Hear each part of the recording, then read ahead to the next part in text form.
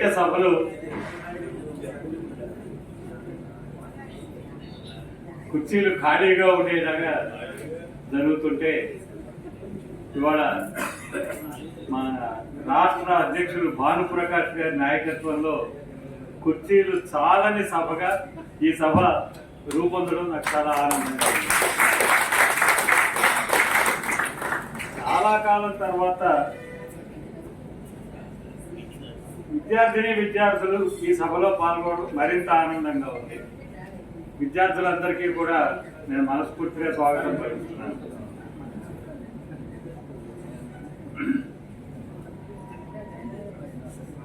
చరక జయంతి జరపడం అనేది ఖచ్చితంగా ఒక మంచి సాంప్రదాయం.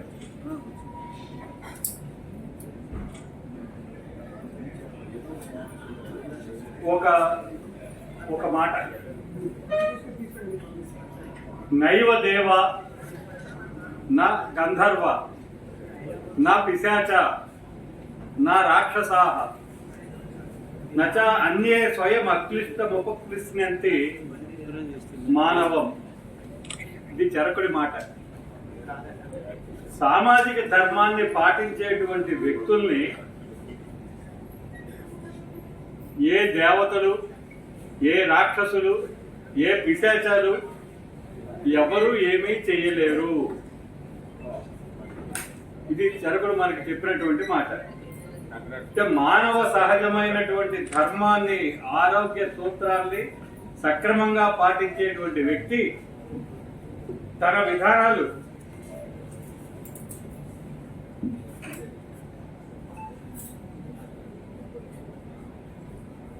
ద్వారా తన ఆరోగ్యాన్ని నిలబెట్టుకుంటున్నాడు.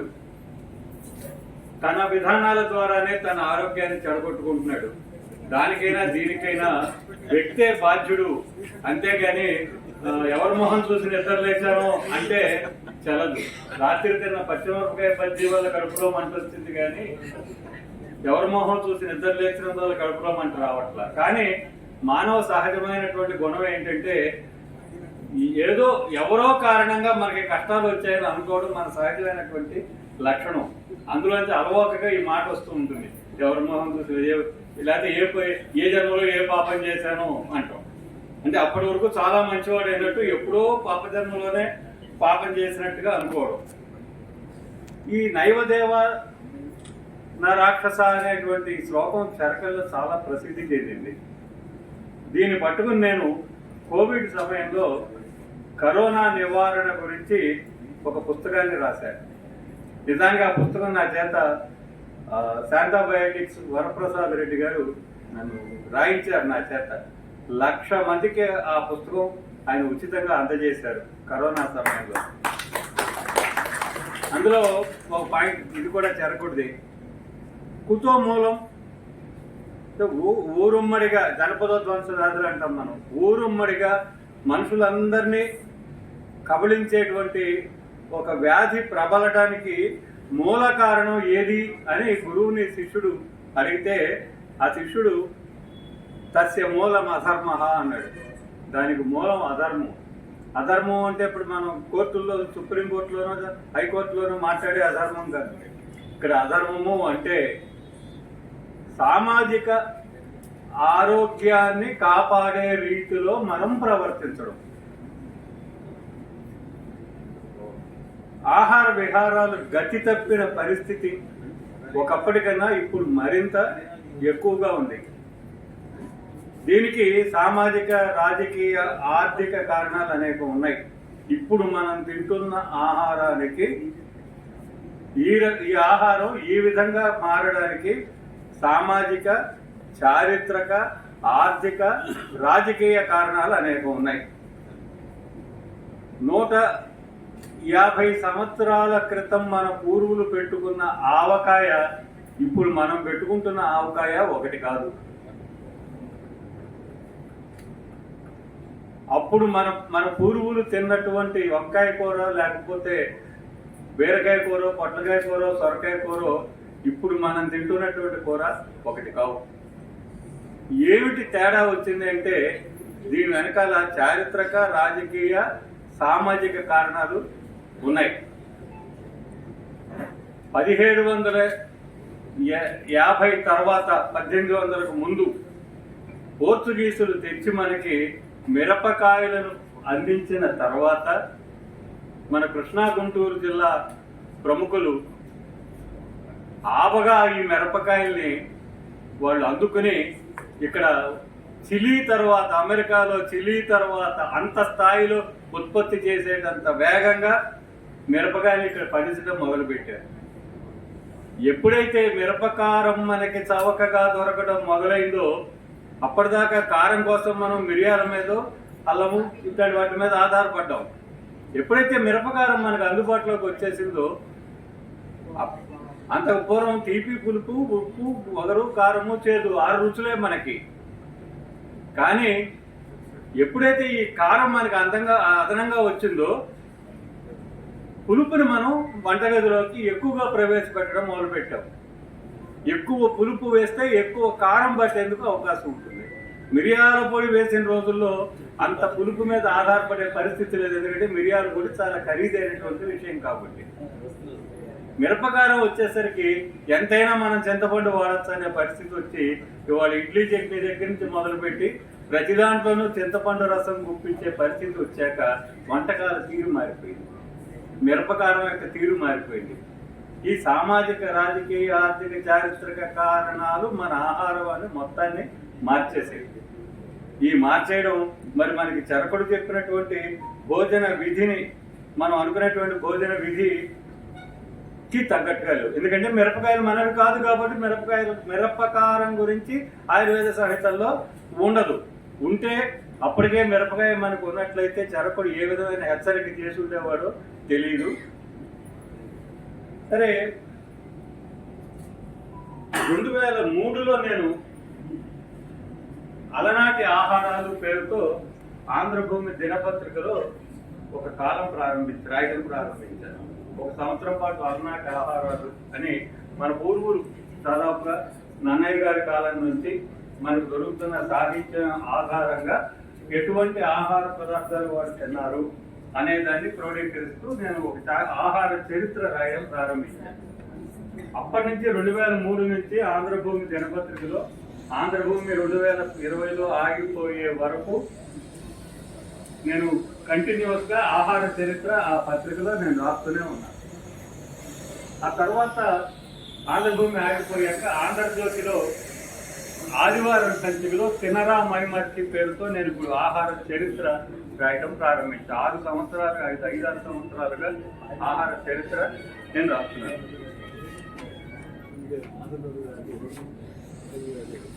ఇది తెలుగువారి ఆహార చరిత్ర అనగా తెలుగు భాషా సంస్కృతుల చరిత్రకి అది ముడిపడినటువంటి విషయం.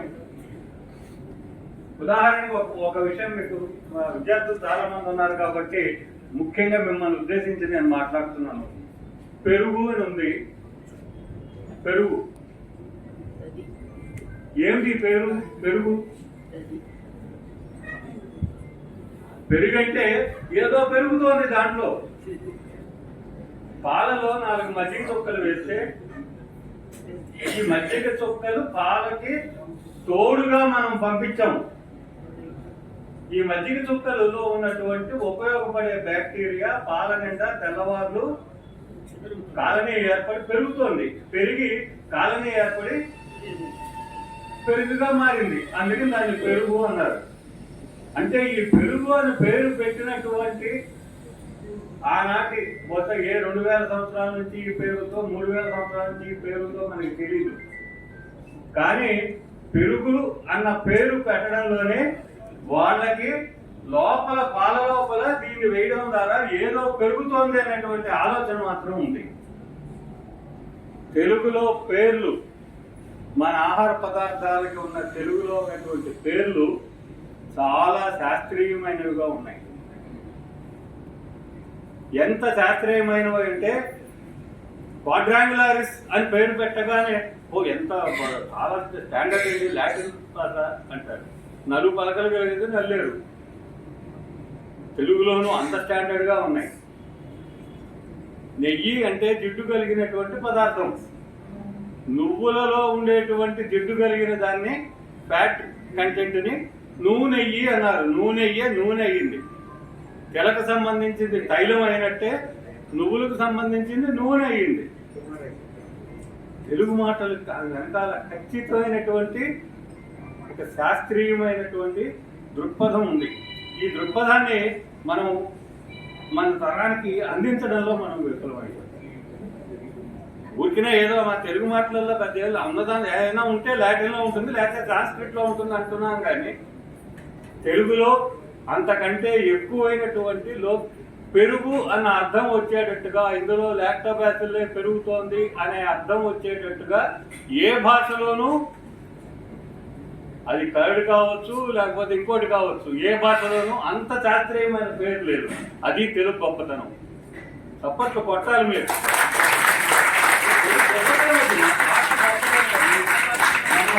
మనం తెలుగువాడిగా పుట్టినందుకు మనం గర్వించాలి. సరే, ఇప్పుడు మన చెరకంతో మనకి ఏమిటి లింక్? చెరకంతో మన ముడేమిటి అనేది కనుక చూసుకున్నట్లయితే, చరక సంహితలో ఆంధ్రుల ప్రస్తావన చాలా చోట్ల ఉంది. తెలుగు వాళ్ళ ప్రస్తావన చరక సంహితలో చాలా చోట్ల, అంటే సుమారుగా ఒక 2000 సంవత్సరాల క్రితం ఆ పుస్తకం. అంటే బౌద్ధ యుగంలో వచ్చింది. 2000 నుంచి 2300 సంవత్సరాల కాలంలో ఆ పుస్తకం మనకి వచ్చి ఉండవచ్చు, సరిపడి అప్పుడు జీవించి ఉండొచ్చు అని కనుక అనుకునేటట్టుగా అయితే, ఈ 2000 సంవత్సరాల కాలంలో 2000 సంవత్సరాల నాటికే తెలుగు వారికి ప్రాధాన్యత ఉంది. ఎలాంటి ప్రాధాన్యత ఉన్నదో నాకు ఇతర పుస్తకాల్లో దొరకలేదు. నేను తెలుగే ప్రాచీనం అని ఒక పుస్తకం రాశాను. ఈ తెలుగే ప్రాచీనం పుస్తకం యొక్క హిందీ అనువాదం, తెలుగు హీ ప్రాచీన హై పేరుతో వచ్చిన హిందీ అనువాదం ఆధారంగానే తెలుగు భాషకు క్లాసికల్ స్టేటస్ రావడానికి ఆ పుస్తకం ఎంతగానో తోడ్పడింది. ప్రాచీనత తెలుగు భాష ఒక ఘనమైనటువంటి గుర్తింపు రావడంలో నా పాత్ర కూడా ఉండేటువంటి ఒక సంతృప్తి నేను పొందగలిగాను. చరక సంహితలో దాని ఆధారంగా నేను మీకు చెప్పే పాయింట్ ఏమిటంటే, తెలుగు వాళ్ళ ప్రాచీనతను నిరూపించడానికి 2000 సంవత్సరాల క్రితం ప్రాచీనతను నిరూపించడానికి చరక సంహిత నాకు తోడ్పడింది. ఏ విధంగా అంటే, ఇంద్రియ స్థానం 5వ అధ్యాయంలో 28-29 శ్లోకాల్లో యస్యోత్తమాంగే జాయంతే వంశకల్మ లతాదయా అంటూ చెప్పినటువంటి శ్లోకం ఏంటంటే, ఒక మనిషి మరణించేటప్పుడు మరణించబోయే ముందు అతనిలో కనిపించే లక్షణాలని ఆసన్న మరణ లక్షణాలు అంటాడు. అరిష్ట లక్షణాలు లేకపోతే ఈ ఆసన్న మరణ లక్షణాలు చెప్తూ, తల మీద మొక్కలు మొలిచేయనట్టుగా కళ్ళ కనుక వస్తే వాడు పోతాడని లెక్క, గుండు గీయించుకున్నట్టుగా వస్తే వాడు పోతాడని లెక్క, అటువంటి కళ కనుక ఆ వ్యక్తికి వస్తే దగ్గరైంది, వాడు రోజులు దగ్గర పడ్డాయని లెక్క అని కొన్ని విషయాలు చెప్పాడు. చెప్తూ గద్ద, కాకులు ఇట్లాంటివి కనిపించినా కూడా రాత్రిపూట కళల్లో ప్రమాదం అన్నాడు. ఎవరికైతే రక్ష ప్రేత పిశాచ స్త్రీ చండాల ద్రవిడాంధ్రకాయ, అంటే రాక్షసులు గాని పిశాచాలు గాని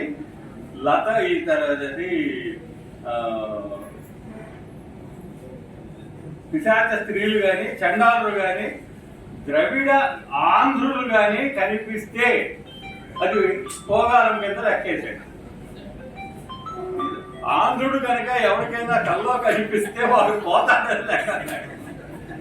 ఇది సరకల్లో చాలా విచిత్రమైనటువంటి అంశం. నేను దీన్ని పట్టుకున్నాను. ఎందుకని ఆంధ్రుడు కనిపిస్తే పోవడం అనేటువంటిది ఇదే 6వ శతాబ్దంలో ఉద్యోతనుడు అనేటువంటి ఒక కవి ప్రాకృత భాషలో కుబలయమాల అనే ఒక కావ్యం రాశాడు. అందులో ఆంధ్రుల గురించి ప్రస్తావన ఉంది. ఆ ప్రస్తావన చాలా విచిత్రంగా ఉంటుంది. వాళ్ళకి ఆనాటి ఆంధ్రులు, 6వ శతాబ్దం నాటి ఆంధ్రులు మంచి భోజన ప్రియులు, స్త్రీ ప్రియులు. ఇది కాక రణరంగ ఉత్సాహం వీళ్ళలో చాలా ఉంటుంది. మంచి బలిష్ఠులు, అటు పుట్టు రటు అంటూ తిరుగుతూ ఉంటారు అన్నాడు. అటు పుట్టు రటు అవి ప్రాకృత మాటలు. అటు పుట్టు రటు ప్రాకృతంలో ఉన్న తెలుగు మాటలని నేను దాన్ని నిరూపించాను. అట్టు అంటే నీరు ఇంకిపోయేలాగా కాల్చడం అట్టు, కాల్చేస్తానంటాం. అలాగే పుటు రట్టు రట్టగడి చేస్తారని చెప్పినని అంటాం. ఇవి తెలుగు మాటలు అనమాట. వాళ్ళు యుద్ధంలో నేను ఎవరినైనా ఓడించేస్తానని చెప్పిననేటువంటి ఒక ఇది అరివీర భయంకరులని మనం అంటామే, అలా అరివీర భయంకరులుగా తిరిగేవాళ్ళట 6వ శతాబ్దం నాటి ఆంధ్రులు. అలాంటి వారి కళ్ళకు వస్తే పోగాలనే కదండి ఎవరికైనా. ఆంధ్రులు మనం వైద్యానికి సంబంధించిన అంశమే అయినప్పటికీ ఆంధ్రులకు సంబంధించినటువంటి ఒక ప్రాచీనమైన అంశం నాకు చరక సమితిలో అంటే చూసేవారి కళ్ళను బట్టి ఉంటాయి. నేను ఆంధ్రలో ప్రాచీనత వెతుకుతున్నాను కాబట్టి ఆ కోణంలో వచ్చి నేను దీన్ని చూశాను. అదే వైద్యం చదువుకునే రోజుల్లో ఆ కోణంలో నుంచి చూడలేదు దాన్ని. అది అంతే తేడా. ఇదంతా చరకుడు ఆంధ్రులకు ఇచ్చిన గొప్ప క్రెడిట్ గా నేను భావిస్తున్నాను. అలాగే మనకి భోగాలము దాపురించిన వాడు దీప నిర్మాణ గ్రంథము మూర్ఖునుడు, అరుంధతి నక్షత్రము కనడు, చెప్పిన మాట వినడు. ఇక్కడి ఈ శ్లోకం మీ అందరికి చెన్నై సూర్య గారి గీర్తి చంద్రికలో మీకు ఒక కొత్త పాయింట్ చెప్తాను. దీప నిర్మాణ గ్రంథము మూర్ఖునుడు అంటే ఇప్పుడు ఆ ఒత్తి ఆరిపోతుంది, నూనె లేకపోతే ఏమవుతుందంటే ఒత్తి ఒకటి కాలే గుడ్డ కాలేని వాసన వస్తూ ఉంటుంది. అది తెలుసుకోకపోతే చీకటే, భోగాలను దాపరించినట్టే, వెలుతురు పోగొట్టుకుంటున్నట్టే అనడం. దానికి అంత మించిన అర్థమేం లేదు. రెండోది అరుంధతి నక్షత్రము కానడు అంటే, అరుంధతి నక్షత్రము కానడు అంటే మనాడు పెళ్లిలో చూపిస్తుంటారు. అర్ధరాత్రి పూట గారి మధ్యాహ్నం పెళ్లిలో కూడా అరుంధతి నక్షత్రం చూసావా అని ఏసీ హాల్లో పైకి చూడమంటాడు. ఏం చూస్తాం? ఆ అరుంధతి నక్షత్రము కాదు. నాలుక బారుగా జాపి కనుగుట్లు కిందకి దిప్పి నాలుక కొసను కనుక చూడలేకపోతే ఆ నాలుక కొస అరుంధతి నక్షత్రం అంటే. నాలుక కొసని కనుక చూడలేకపోతే కళ్ళు తిప్పి ఎవరికి వాడు ట్రై చేసి చూసుకోండి. లోపల శరీరంలో మార్పు వస్తుంది, జాగ్రత్త. ఇది హెచ్చరిక. కని గురించి నాలుగు గురించి చూడాలన్నమాట. అది ఇది అరుంధతి నక్షత్రము కనడు అంటే దాని వెనకాల ఉన్నటువంటి అర్థం అది. అలాగే ఇప్పుడు భాగవత కథలో కంసుడి అంగరక్షకుల్లో చాణూరాంధ్రుడు అని చెప్పిన ఒకడు ఉన్నాడు. చాణూరుడు అనేటువంటి ఆంధ్రుడు మల్లుడు, మంచి మల్లయోధుడు. ఇందాక నేను చెప్పానే ఉద్యోతనుడు చెప్పి అటు పుట్టు రట్టు అంటూ తిరుగుతూ ఉంటారని. కృష్ణుడికి బాడీగార్డుగా ఉన్నటువంటి ఒక ఆంధ్రుడిని మొట్టమొదట కృష్ణుడు జయించాట. కంసుడికి బాడీగార్డుగా ఉన్నటువంటి చాణూరుడు అనేటువంటి ఆంధ్రుడిని మల్లయోధుడిని కృష్ణుడు జయించాట. అది చాలా గొప్పగా రాశాడు. చాణూరుడిని జయించడమే కృష్ణుడి యొక్క తొలి విజయం. అంటే సామాన్యమైన విజయం కాదన్నమాట అది. అటువంటి స్థాయిలో ఆనాటి ఆంధ్రులు ఉన్నారు. అటువంటి స్థాయి కలిగిన ఆంధ్రులకి మనం వారసులం. ఇది మనం గర్వించాల్సినటువంటి ఆంధ్రులు ఆనాటి స్థాయి వాళ్ళ యొక్క సేవ అటువంటిది అనేది మనం అర్థం చేసుకోవాలి. అలాగే బుద్ధుడు తుఫాన్లో చిక్కుకున్నప్పుడు ఆయన బుద్ధుడిగా మారిన తర్వాత పెద్ద తుఫాన్ వచ్చింది. తుఫాన్ వచ్చినప్పుడు ఆ తుఫాన్లో ఆయన చిక్కుకుంటే ముచిలింద నాగుడు అనేటువంటి ముచిలింద నాగుడు గొడుగు పట్టాడు ఆయనకి. మీరు కనుక బుద్ధగయ బీహార్ బుద్ధగయ కనుక వెళ్ళినట్లయితే అక్కడ బౌద్ధ దాని కేంద్రానికి కనుక మీరు చూసినట్టే మొట్టమొదటి 7 పడగలు ఎక్కినటువంటి పాము బొమ్మ వేసి కింద బుద్ధుడు కూర్చున్నటువంటి ఇది పెట్టి ముచిలింద నాగుడు బ్రాకెట్ లో ఆంధ్రుడు అని రాశారు అక్కడ. ఆంధ్రుడు అంటే నాగజాతి వాడు. ఇక్కడ మనం మన కృష్ణా జిల్లాలో కృష్ణా తీరంలో నాగజాతి యొక్క ప్రాధాన్యత చాలా ఎక్కువ. ఇక్కడ నాగేశ్వరరావు చాలా ఎక్కువ. వాళ్ళకి మోపుదేవి రాజధానిగా ఉండేదని చరిత్ర నాగులకి. ఆ నాగుల యొక్క వారసుడు ముచిలింద నాగుడు బుద్ధుడికి గొడుగు పట్టిన మొట్టమొదటి శిష్యుడు. బుద్ధుడి మొదటి శిష్యుడు తెలుగువాడు.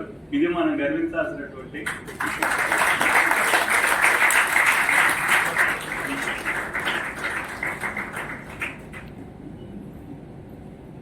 తర్వాత ఆంధ్ర మహావిష్ణువు దేవాలయం శ్రీకాకుళం, కృష్ణా జిల్లా శ్రీకాకుళం ఆంధ్ర మహావిష్ణు దేవాలయానికి తెలుగువారున్న ప్రతివారు వెళ్ళి అక్కడ ఆంధ్ర మహావిష్ణువుని దర్శించుకోవాలి.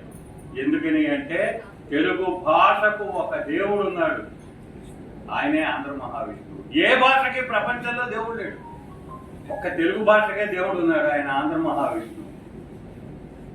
సో ఈ విధంగా మనం గర్వించదగినటువంటి రీతిలో ఇప్పటికి కూడా తమిళులు సిద్ధ వైద్యాన్ని, తెలుగువారు రస వైద్యాన్ని తమదిగా పెంచి పోషించినటువంటి పరిస్థితి. ఈనాటికి కూడా రసౌషధాలని గ్రామీణులు తెలుగు మందులు అంటారు.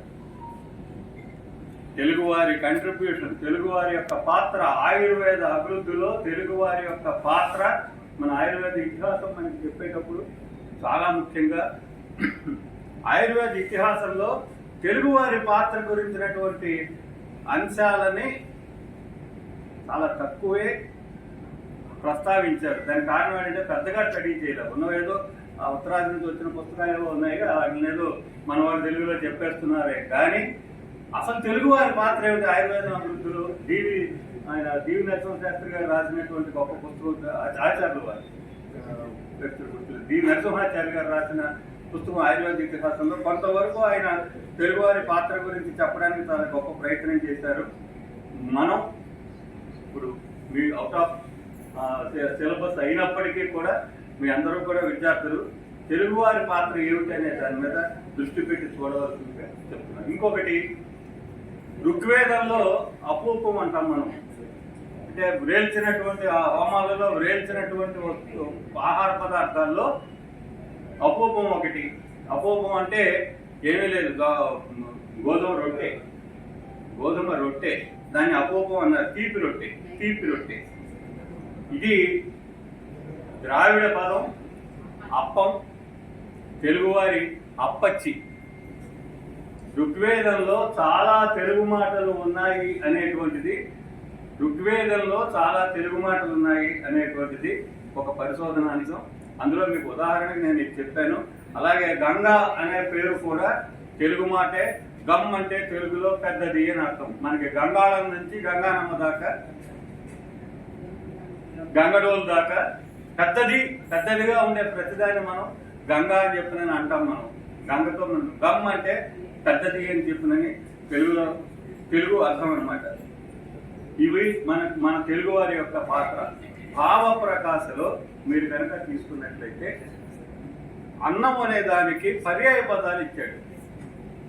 ఆ పర్యాయ పదాల్లో అంధ అనే మాట అన్నానికి పర్యాయ పదం ఉన్నారు. అంధ అంటే అన్నం. మనల్ని బౌద్ధ యుగంలో అంధకులు అన్నారు. ఈ కృష్ణా తీరంలో అంధకుల యొక్క రాజధాని ఉండేది. ఆ రాజధాని పేరే అంధక రట్టము, అంటే ఆంధ్ర రాష్ట్రము. అంధక రట్టము అంటే ఆంధ్రుల యొక్క రాజధాని. అది బహుశా ఈనాటి పెద్దవాడు కావచ్చు, ఏదైనా పరిసర ప్రాంతాల్లో ఉన్న ప్రాచీన గ్రామం ఏదైనా అయి ఉండొచ్చు. మనల్ని అంధ అన్నారు. ఈ అంధ అన్న పదానికి వేద భాష ఇండో యూరోపియన్ ఫ్యామిలీ ఆఫ్ లాంగ్వేజ్కి చెందినది. ఈ ఇండో యూరోపియన్ ఫ్యామిలీ ఆఫ్ లాంగ్వేజ్లో అంధ అన్న పదానికి తెలుగు ద్రవిడియన్ ఫ్యామిలీ ఆఫ్ లాంగ్వేజ్కి చెందింది. సంస్కృతము ది వేద భాష ఇండో యూరోపియన్ ఫ్యామిలీ ఆఫ్ లాంగ్వేజ్కి చెందినవి. ఇండో యూరోపియన్ ఫ్యామిలీ ఆఫ్ లాంగ్వేజ్లో తెలుగుతో పాటు, సంస్కృతంతో పాటు, వేద భాషతో పాటు ఇంగ్లీషు, లాటిన్ కూడా ఆ భాషా కుటుంబానికి చెందినవి. అందుకనే చాలా లాటిన్ మాటలు సంస్కృతంలో కూడా రిపీట్ అవుతాయి. ఉదాహరణకి పితృ, ఫాదర్, శత, శాంటు, ఇలాంటివన్నీ మనం ఉదాహరణ తీసుకున్నట్లయితే ఇవన్నీ ఒక ఫ్యామిలీ ఆఫ్ లాంగ్వేజ్కి చెందినటువంటివి. ఈ ఫ్యామిలీ ఆఫ్ లాంగ్వేజ్లో అంధ అంటే మనిషి, చీకటి, గుడ్డి అనే అర్థములు కావు. అవన్నీ కూడా మోసపూరితమైనటువంటి. ఆ విధంగా ఆ అర్థాలు చెప్పి ఆంధ్రులు విశ్వామిత్రుడు శాపగ్రస్తుడికి పుట్టారని, లేకపోతే వాడెవడో బౌద్ధంలోంచి జైనంలోకి వచ్చి ఒక కన్ను పోయి, జైనంలోంచి మళ్ళీ బౌద్ధంలోకి వచ్చేందుకు రెండో కన్ను పోయి అంధుడయ్యాడు, వాడికి పుట్టిన వాడు అంధకులయ్యారు అని మనల్ని శాపగ్రస్తులుగా చిత్రించిన అంశాలను మనల్ని చరిత్రగా పాఠాలు చెప్తున్నారు. ఇది అన్యాయం. అందంటే మనిషి. ఆంథ్రపాలజీ అనే పదంలో అందంటే మనిషికి సంబంధించిన శాస్త్రం. ఆంథోస్ అంటే మనిషి. ఏ ఫ్యామిలీ మనల్ని ఆంధ్రులు అని ఎవరు పిలిచారో వాళ్ళు వాళ్ళ భాషలో అందంటే మనిషి అనే అర్థంలో పిలిచారు, కానీ చీకటి గుడ్డి అనే అర్థంలో పిలవలేదు, శాపగ్రస్తులు అనే అర్థంలో పిలవలేదు. కాబట్టి ఆయుర్వేదంలోంచి నేను ఈ అర్థాన్ని బయటికి లాగా. అందంటే అన్నం, అందంటే మనిషి. మీకు ఒక పాయింట్ చెప్తాను. భారతదేశంలో ఉన్నటువంటి ఏ రాష్ట్రానికైనా వెళ్ళండి, వాళ్ళ ప్రధానమైన ఆహారం ఎవ్వరూ అన్నం అనట్లా. అంటే రోటీ అంటున్నారు, లేకపోతే సాపాట్ అంటున్నారు. మనం ఒక్క తెలుగువాడు మాత్రమే అన్నం అంటున్నాడు. ఎందుకంటే అన్నం ఆంధ్రులకి పర్యాయపదం కాబట్టి. ఆయుర్వేదంలో చాలా చరిత్ర ఉంది. అది ఆంధ్రుల గురించినటువంటి చరిత్ర కూడా చాలా ఉంది. ఈ రోజున నన్ను ఇక్కడ ఈ పురస్కారం చరకుడి పేరుతో నాకు ఒక పురస్కారాన్ని ఇచ్చినప్పుడు ఏ తెలుగు భాషా సంస్కృతుల పరివ్యాప్తికి నేను అంకితంగా పనిచేసుకుంటున్నానో దానికి సంబంధించినటువంటి ఆయుర్వేద పరమైన విషయాలను మీ ముందుకు తేవాలి అని చెప్పినని నేను అనుకున్నాను. అందుకని ఈ విషయాలు మీతో ప్రస్తావిస్తున్నాను. మిత్రులారా, ముఖ్యంగా విద్యార్థులారా, మీరు తెలుగు వారిగా పుట్టినందుకు గర్వించండి, ఆయుర్వేదంలో చేరినందుకు గర్వించండి. భవిష్యత్తులో ఆయుర్వేదానికే భవిష్యత్తు. ఆ భవిష్యత్తు మీ అందరూ కూడా మీరు అందుకునే టైంకి ఇంకా కొత్త కాలేజీలు వస్తున్నాయి అంటే కొత్త అవకాశాలు తప్పనిసరిగా ప్రభుత్వం ఒక్క కాలేజీ ఉంది కాబట్టి పట్టించుకోవాలి మమ్మల్ని ఎవరు. మేము చదివినప్పుడైతే గదవాడలో ఒక కాలేజీ, వరంగల్లో ఒక కాలేజీ, హైదరాబాద్లో ఒక కాలేజీ, అంతే. ఆ 3 కాలేజీలు అంతా కలిపితే 100 మంది లేరు, 100-150 మంది ఉన్నారు. ఎవరు పట్టించుకుంటాడు? కానీ ఇప్పుడు మరి 6 కాలేజీలు చెప్పిస్తూ ఉన్నారు ప్రిన్సిపాల్ గారు. మరి ఇంత విస్తృతమైనటువంటి విద్యార్థుల సంఖ్య పెరుగుతున్నప్పుడు ఖచ్చితంగా మనకి భవిష్యత్తులో ప్రభుత్వం ద్వారా వచ్చేటువంటి ఉద్యోగ అవకాశాలు కూడా పెరుగుతాయి అని చెప్పిన నేను భావిస్తున్నాను. మీ అందరూ త్వరగా దాన్ని అందుకుంటారని కూడా నేను భావిస్తున్నాను, ఆశిస్తున్నాను. ఆయుర్వేదంలో చేరినందుకు మిమ్మల్ని అందరినీ కూడా అభినందిస్తూ, మీకు శుభాకాంక్షలు అందిస్తూ, మంచి భవిష్యత్తు మీకు కలగాలని చెప్పడానికి కోరుకుంటూ, నా కోసం నా మిత్రులు అందరూ నా మిత్రులు ఇక్కడ ఉన్నారు. దూర ప్రాంతాల నుంచి, మైలవరం నుంచి, నందిగామ నుంచి, నూజివీడు నుంచి, తిరువూరు నుంచి, సుదూర ప్రాంతాల నుంచి కూడా ఈ సభలో నా కోసం ఇక్కడికి వచ్చినటువంటి ఆత్మీయ సాహిత్య మిత్రులు అనేక మంది ఉన్నారు. వీరందరికీ కూడా నేను పేరు పేరున నమస్కరిస్తూ మీ అందరికీ నా శుభాకాంక్షలు. నన్ను ఈ పురస్కారానికి ఎంపిక చేసినందుకు నేషనల్ మెడికల్ అసోసియేషన్ రాష్ట్ర కార్యవర్గానికి, కృష్ణా జిల్లా కార్యవర్గానికి కూడా మనస్ఫూర్తిగా నా శుభాకాంక్షలు చేస్తున్నాను.